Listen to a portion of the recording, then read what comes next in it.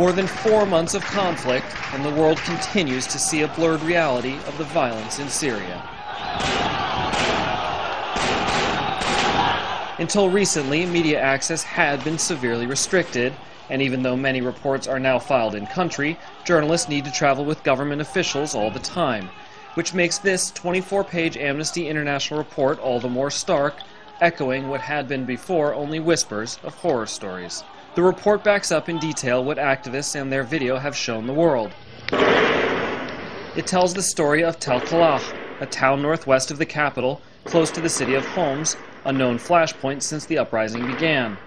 Recently, the border area with Lebanon has become unstable, with many people starting to flee there, adding to the list of countries dealing with a growing humanitarian crisis. Amnesty International documents cases of what it says, quote, murder, torture, arbitrary detention, and other severe deprivation of liberty and other inhumane acts committed intentionally. The report publishes pictures of missing people, those it says who were killed in detention. Children are also caught up in the fighting. Their stories seem to parallel the now all too familiar ones that have at times sparked anti-Assad sentiment. The report was compiled around the time the mutilated body of 13-year-old Hamza al-Khatib was returned to his family.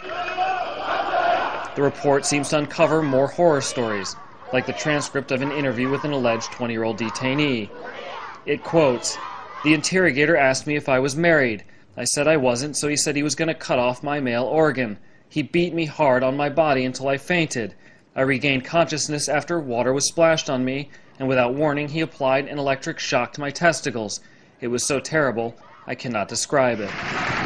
After several pages of brutal descriptions and photos of victims, the Amnesty International document refers the regime to the UN High Office of the Commissioner for Investigations and includes a simple plea: access to a country that until now has carried out its crackdown in relative darkness from the outside world.